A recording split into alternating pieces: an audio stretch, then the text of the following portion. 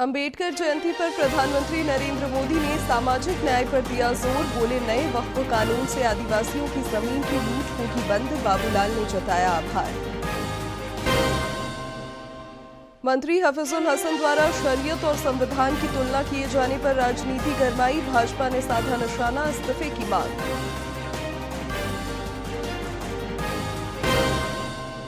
रांची में शिबू सोरेन की अध्यक्षता में झामुमो का 2 दिवसीय महाधिवेशन शुरू। मुख्यमंत्री हेमंत सोरेन ने पार्टी संगठन की मजबूती पर दिया जोर।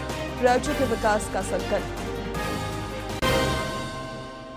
और राजधानी रांची समेत कई जिलों में दोपहर बाद हुई बारिश। कई क्षेत्रों में 15 अप्रैल तक ओलावृष्टि, आंधी और वज्रपात को लेकर अलर्ट। तापमान में और होगी गिरावट।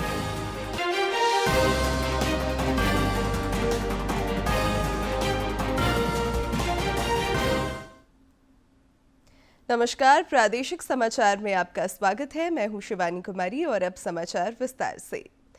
झारखंड समेत देश भर में आज संविधान निर्माता बाबा साहेब डॉक्टर भीमराव अंबेडकर की जयंती श्रद्धापूर्वक और धूमधाम से मनाई गई। प्रधानमंत्री नरेंद्र मोदी ने एक कार्यक्रम के दौरान हरियाणा में बाबा साहेब को विनीत श्रद्धांजलि अर्पित कर सामाजिक न्याय की प्रतिबद्धता दोहराई। उन्होंने तुष्टीकरण की राजनीति पर कांग्रेस को घेरा। कांग्रेस ने बाबा साहब आंबेडकर ने जो सपना देखा था, सामाजिक न्याय के लिए संविधान में जो व्यवस्था की थी, उसको भी पीठ में छुरा भोंककर उस संविधान के उस प्रावधान को तुष्टीकरण का माध्यम बना दिया। अभी आपने भी समाचारों में सुना होगा, कर्नाटका की कांग्रेस सरकार ने टेंडर में भी अब एससी, एसटी, ओबीसी के अधिकार छीन करके धर्म के आधार पर आरक्षण दे दिया। जबकि संविधान में बाबा साहब आंबेडकर ने साफ साफ शब्दों में चर्चा में कहा था कि संविधान में कतई धर्म के आधार पर आरक्षण की व्यवस्था नहीं की जाएगी। राज्यपाल संतोष कुमार गंगवार ने आज राजभवन में बाबा साहेब डॉक्टर भीमराव अंबेडकर की जयंती के अवसर पर उनके चित्र पर माल्यार्पण कर श्रद्धा सुमन अर्पित किए। उन्होंने कहा कि भारतीय संविधान के शिल्पकार बाबा साहेब का जीवन देशवासियों के लिए प्रेरणा स्रोत है। अंबेडकर जयंती पर विभिन्न जिलों में भी कई कार्यक्रम आयोजित हुए और खास और आम सबों ने बाबा साहेब को याद किया। हजारीबाग के अनुसूचित जाति छात्रावास परिसर में सांसद मनीष जायसवाल ने बाबा साहेब की आदमकद प्रतिमा का अनावरण किया और उनके योगदान को याद किया।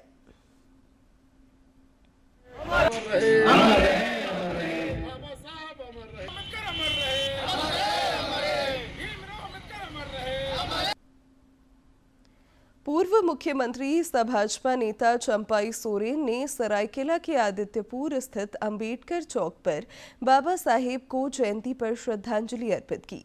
इस दौरान उन्होंने कहा कि कांग्रेस ने जहां बाबा साहेब की विचारधारा के विरुद्ध काम किया, वहीं भाजपा ने उन्हें मान सम्मान दिया है।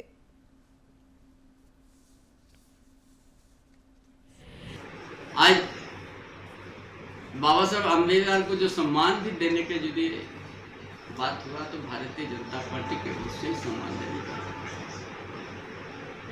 हर समय कांग्रेस इसको अपमानित करने का काम किया। उसको इतना तकते उसको तो हराने के भी काम किया है। जो संविधान निर्माता उसको भी नहीं छोड़ा कांग्रेस पार्टी, और आदिवासी या विभिन्न प्रदेश में भी के साथ कभी भी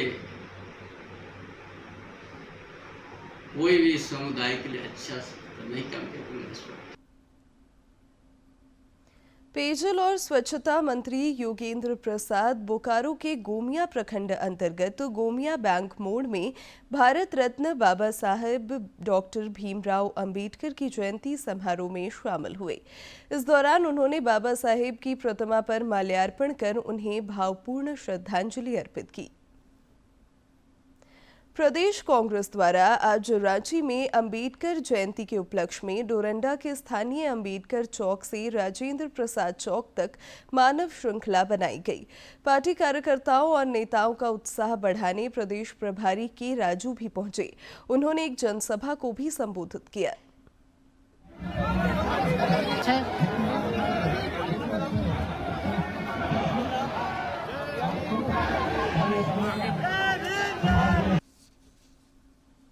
प्रधानमंत्री नरेंद्र मोदी ने कहा है कि नए वक्फ कानून से आदिवासियों की जमीन की सुरक्षा सुनिश्चित होगी और इससे गरीब मुसलमानों को भी लाभ और हक मिलेगा। हरियाणा के हिसार में एक कार्यक्रम को संबोधित करते हुए प्रधानमंत्री ने कहा कि इस नए कानून के तहत किसी भी आदिवासी की जमीन को वक्फ बोर्ड हाथ भी नहीं लगा पाएगा। वक्फ के नाम पर लाखों हेक्टेयर जमीन पूरे देश में है। इस जमीन, इस प्रॉपर्टी से गरीब का, बेसहारा महिलाओं बच्चों का भला होना चाहिए था और आज ईमानदारी से उसका उपयोग हुआ होता तो मेरे मुसलमान नौजवानों को साइकिल के पंक्चर बना करके जिंदगी नहीं गुजारनी पड़ती। लेकिन इससे मुट्ठी भर भू माफिया का कोई भला हुआ। पसमानदा मुस्लिम इस समाज को कोई फायदा नहीं हुआ और ये भू माफिया किसकी जमीन लूट रहे थे? ये दलित की जमीन लूट रहे थे, पिछड़ों की जमीन लूट रहे थे, आदिवासी की जमीन लूट रहे थे, विधवा महिलाओं की संपत्ति लूट रहे थे। सैकड़ों विधवा मुस्लिम महिलाओं ने भारत सरकार को चिट्ठी लिखी, तब जाके कानून की चर्चा आई है। वक्फ कानून में बदलाव के बाद अब ये गरीबों से जो लूटा जा रहा है वो बंद होने वाला है।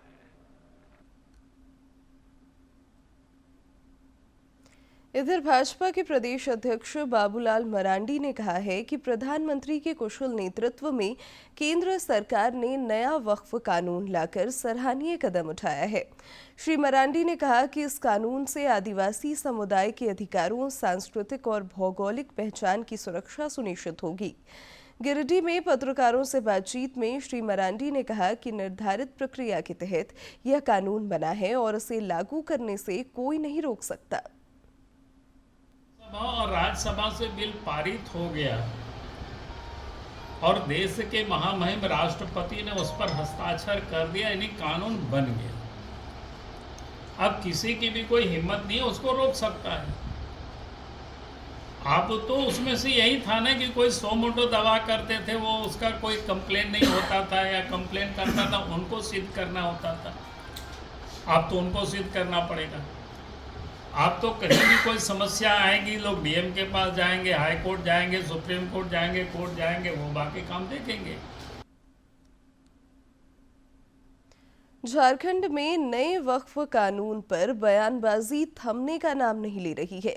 मंत्री इरफान अंसारी के बाद अब मंत्री हफीजुल हसन ने शरीयत आलाप छेड़कर नया विवाद खड़ा कर दिया है। उन्होंने शरीयत को संविधान से बड़ा बताया। हफीजुल हसन के इस बयान के बाद प्रदेश भाजपा पूरी तरह हमलावर है और उसने मंत्री के इस्तीफे की मांग की है। नए वक्फ कानून पर झारखंड की सियासत पश्चिम बंगाल के पैटर्न पर दिख रही है। मंत्रियों के एक के बाद एक बयान इस विषय पर गर्माहट पैदा कर रहे हैं। मंत्री इरफान अंसारी के झारखंड में इस कानून को लागू न होने देने के बयान पर जारी विवाद अभी थमा भी नहीं था कि एक दूसरे मंत्री हफीजुल हसन ने पहले शरीयत, उसके बाद संविधान का राग छेड़कर नया विवाद खड़ा कर दिया है।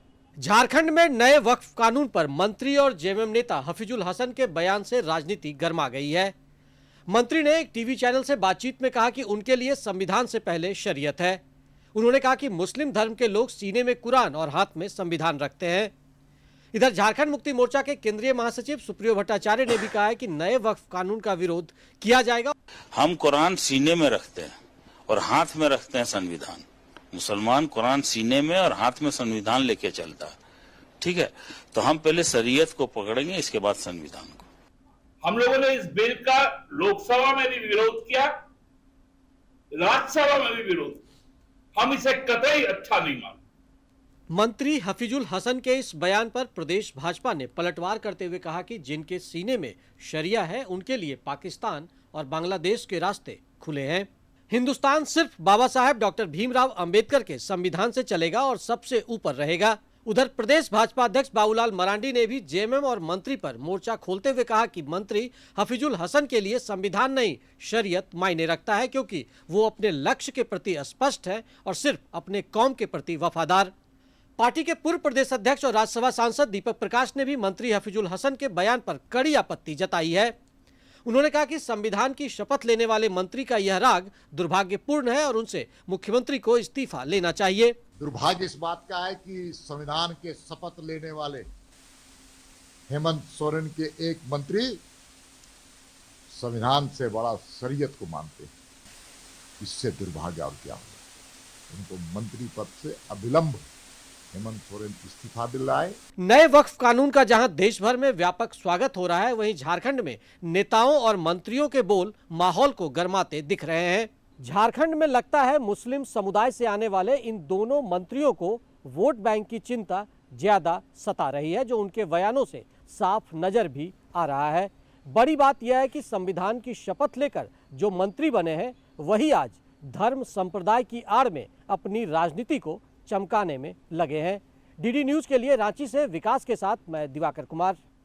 शिबू सोरेन की अध्यक्षता में रांची के खेलगांव में झारखंड मुक्ति मोर्चा का 2 दिवसीय 13वां महाअधिवेशन आज से शुरू हुआ। इस महाअधिवेशन में 9 राज्यों के प्रतिनिधि भी शामिल हो रहे हैं। झामुमो के कार्यकारी अध्यक्ष और मुख्यमंत्री हेमंत सोरेन ने कहा कि उनकी सरकार आम लोगों के हित में काम कर रही है और आदिवासियों मूलवासियों को उनका अधिकार दे रही है। उन्होंने कहा कि अपने पिता शिबू सोरेन से उन्होंने राजनीति की बारीकियां सीखी हैं।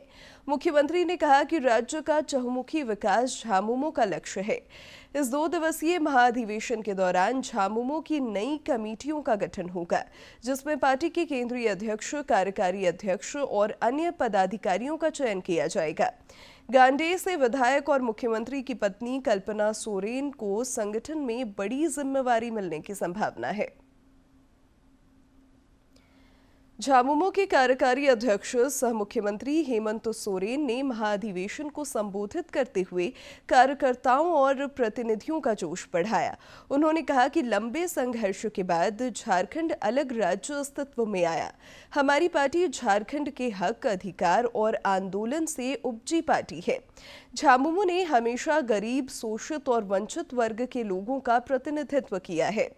मुख्यमंत्री ने कहा कि मौजूदा राज्य सरकार आंदोलनकारियों के सपनों का झारखंड बनाने के लिए ईमानदारी पूर्वक काम कर रही है।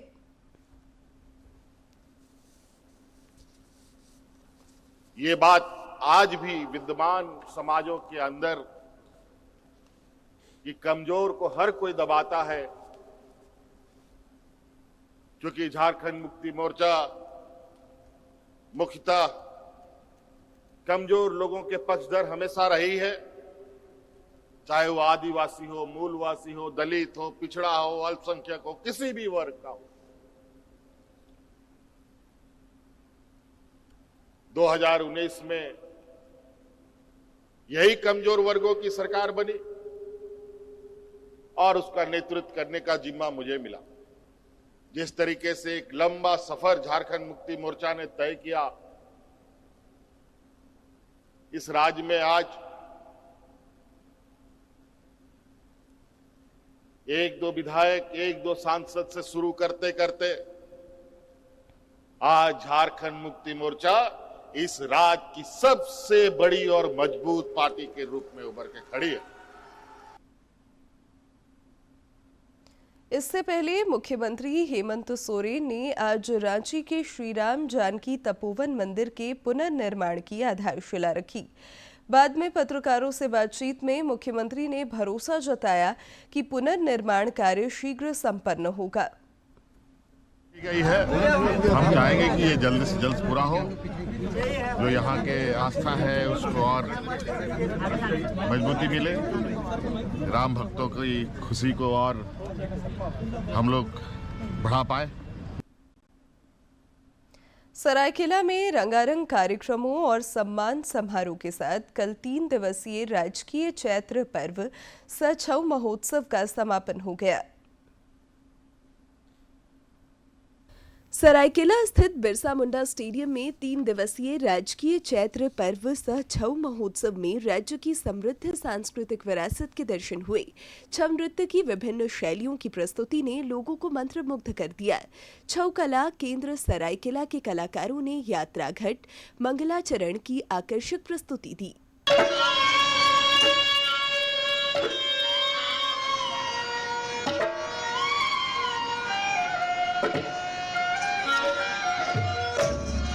दिवसीय राजकीय चैत्र पर्व सह छऊ महोत्सव के समापन समारोह में जिला परिषद अध्यक्ष सोनाराम बोदरा, उपायुक्त रविशंकर शुक्ला और पुलिस अधीक्षक मुकेश कुमार लुनायत समेत जिले के अन्य प्रशासनिक अधिकारी उपस्थित रहे। उपायुक्त ने कहा कि सरायकेला की छऊ कला आज विश्व पटल पर अपनी पहचान बना रही है और इसे सहेजना हम सभी की जिम्मेदारी है। छऊ कला की ऑलरेडी अंतर्राष्ट्रीय पहचान है और इसकी कई विधाएं हैं। सभी विधाएं हर जगह अपना पहचान रखती हैं और नित्य निरंतर इसके जो कलाकार हैं उनको और बेहतर करने का मौका मिले तो हम लोग इसके लिए प्रयास करेंगे। सरायकेला अनुमंडल प्रभारी निवेदिता नियति ने कहा कि यह महोत्सव न केवल सरायकेला की समृद्ध सांस्कृतिक विरासत को प्रदर्शित करने का एक सशक्त माध्यम बना, बल्कि कलाकारों और मीडिया कर्मियों के योगदान को भी व्यापक स्तर पर सराहा गया। तो 6 तारीख से ही हम लोग का ये पर्व स्टार्ट हो गया था और जैसे सरायकेला छऊ स्पेशल आज के दिन में हम लोग करवा रहे हैं। ये हमारे सरायकेला का सांस्कृतिक पहचान है, सांस्कृतिक धरोहर है, जिसमें सुर लय सभी का अद्भुत संगम हम लोग को देखने को मिलता है। महोत्सव के समापन सत्र के बाद विभिन्न श्रेणियों में उत्कृष्ट प्रदर्शन करने वाले छऊ कलाकारों और दलों को सम्मानित किया गया। इसके साथ ही चुनाव के दौरान निष्पक्ष मीडिया कवरेज के लिए जिले के लगभग 40 मीडिया कर्मियों को भी प्रशस्ति पत्र देकर सम्मानित किया गया। सरायकेला से अनूप की रिपोर्ट। प्रधानमंत्री नरेंद्र मोदी ने योग को अंतर्राष्ट्रीय पहचान दिलाई है। इस वर्ष अंतर्राष्ट्रीय योग दिवस के 1 दशक पूरे हो जाएंगे। 21 जून को आयोजित अंतर्राष्ट्रीय योग दिवस को विशेष बनाने में जामताड़ा की महिलाएं भी भागीदारी सुनिश्चित कर रही हैं। प्रधानमंत्री नरेंद्र मोदी ने रेडियो के मासिक कार्यक्रम मन की बात कार्यक्रम में योग को अपनाने की बात कही है। जामताड़ा की महिलाएं प्रधानमंत्री की बातों से प्रेरित होकर कोट रोड स्थित योगाभ्यास केंद्र में नियमित रूप से योग कर रही हैं। प्रधानमंत्री माननीय श्री नरेंद्र मोदी जी हम मन की बात में बोलते हैं कि योग पे हम लोग को ध्यान देना चाहिए। माने महिला पुरुष बच्चे सभी को योग करना चाहिए ताकि उनका शारीरिक स्वास्थ्य बनी रहे और ताकि वो अपने काम अच्छा से कर सके। गृहिणी के रूप में महिलाएं हर रोज अपने घर और परिवार को संवारने में लगी हैं, लेकिन वे अपने परिवार का ख्याल तभी रख पाएंगी जब वे मानसिक रूप से स्वस्थ होंगी। योग साधिका रीता देवी ने कहा कि पूरे परिवार को स्वस्थ रखने के लिए खुद स्वस्थ रहना जरूरी है। और जितनी भी हाउसवाइफ विशेषता कर वो योगा सेंटर में आए ताकि कुछ घंटे निकाल के अपने लिए वो स्वस्थ रहे और अपने पूरे परिवार को स्वस्थ रखें। योग मानसिक शांति और स्वास्थ्य जीवन शैली का पर्याय बन गया है। योग को अपनाकर लोग निरोग बनने की राह पर हैं। घरेलू कामकाज से समय निकालकर नियमित योगाभ्यास करने वाली सोनाली दास ने कहा कि सभी महिलाओं को थोड़ा समय निकालकर योगाभ्यास जरूर करना चाहिए। निरोगी रहना है तो योगी बनना है और हर महिला को मैं यह आग्रह करूंगी कि वो अपना दिन के 24 घंटे में थोड़ा सा समय अपने शरीर को स्वस्थ रखने के लिए योग जरूर करें। योग से जहाँ एक और शारीरिक स्फूर्ति आती है, वहीं प्राणायाम से आंतरिक शुद्धि होती है। घरेलू कामकाज में व्यस्त रहने वाली होम मेकर स्मृति कुमारी ने कहा कि हर रोज समय निकालकर सभी महिलाओं को कम से कम 1 घंटा योग जरूर करना चाहिए। जैसा कि हम लोग के देश के प्रधानमंत्री श्री नरेंद्र मोदी जी अपने हर मन की बात में बोलते हैं कि महिलाओं को योगा जरूर करना चाहिए, कम से कम 1 घंटा अपने शरीर के ऊपर देना चाहिए ताकि वो स्वस्थ रहे। प्रधानमंत्री नरेंद्र मोदी ने अंतर्राष्ट्रीय योग दिवस को विराट योग महोत्सव के रूप में मनाने का संदेश जारी किया है। इसमें आधी आबादी की भागीदारी से सबकी सहभागिता सुनिश्चित होगी। दूरदर्शन समाचार के लिए जामताड़ा से सुभाष प्रसाद सिंह की रिपोर्ट। और अब कुछ खबर राज्य के विभिन्न जिलों से फटाफट अंदाज में।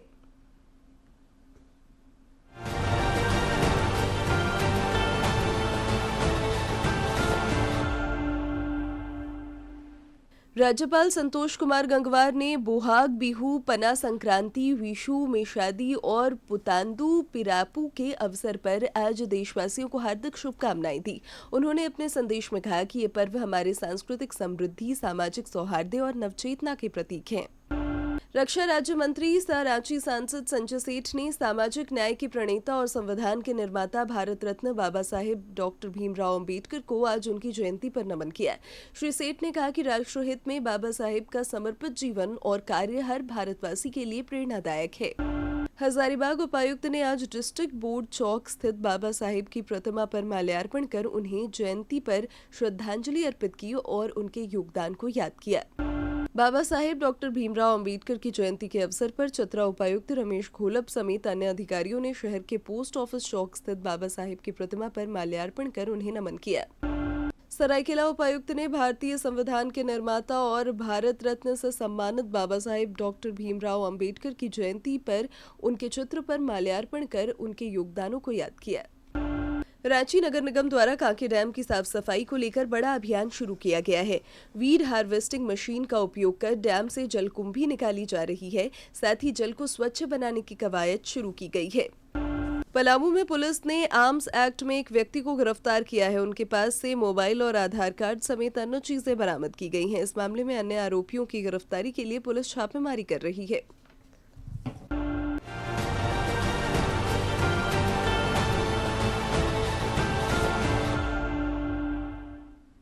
और अब बात मौसम की। रांची समेत राज्य के कई जिलों का मौसम दोपहर बाद अचानक बदल गया। सुबह कड़ी धूप निकली, लेकिन दोपहर होते होते मौसम का मिजाज बदल गया और गरज के साथ अच्छी बारिश हुई।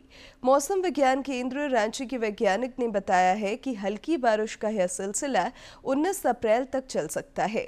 इस अवधि में कई स्थानों पर ओलावृष्टि, आंधी और वज्रपात की भी आशंका है, जिसको लेकर ऑरेंज और येलो अलर्ट भी जारी किया गया है।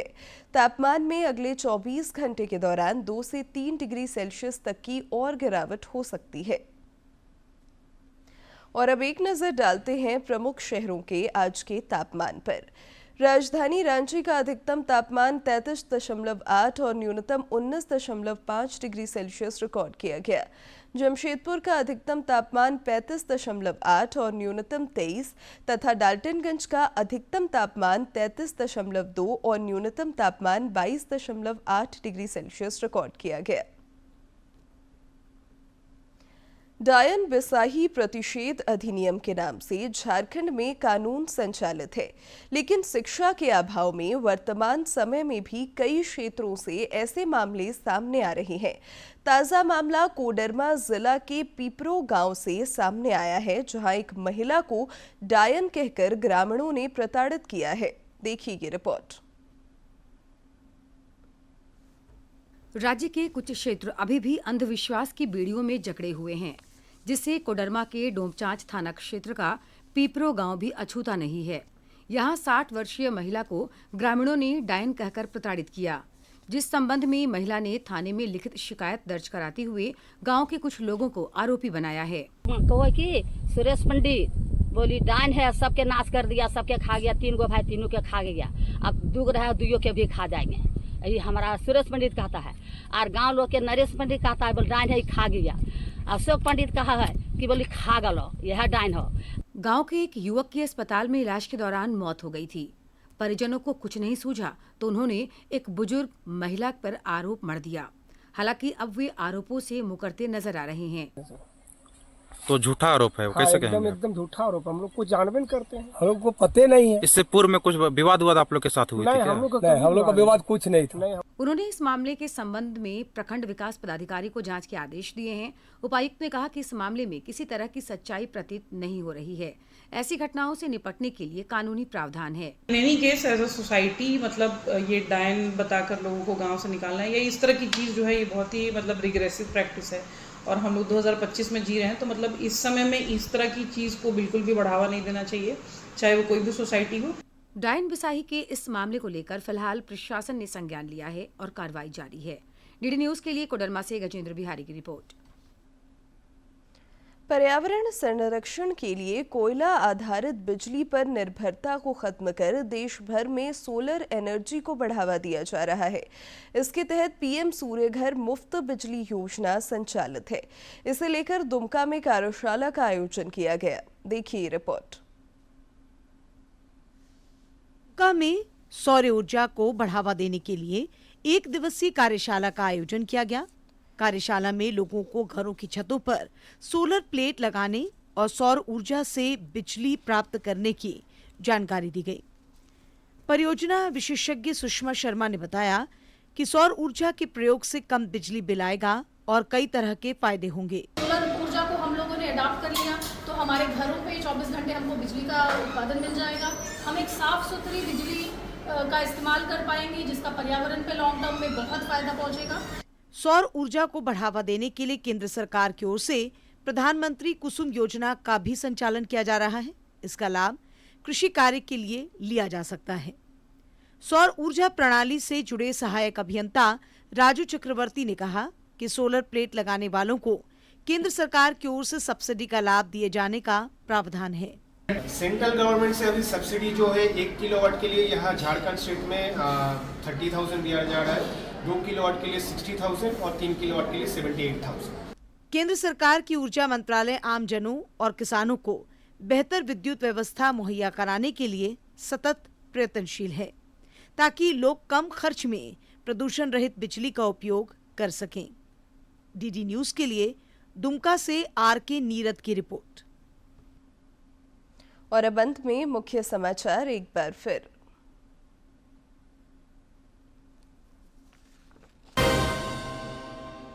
अंबेडकर जयंती पर प्रधानमंत्री नरेंद्र मोदी ने सामाजिक न्याय पर दिया जोर। बोले, नए वक्फ कानून से आदिवासियों की जमीन की लूट होगी बंद। बाबूलाल ने जताया आभार। मंत्री हफीजुल हसन द्वारा शरीयत और संविधान की तुलना किए जाने पर राजनीति गरमाई। भाजपा ने साधा निशाना, इस्तीफे की मांग।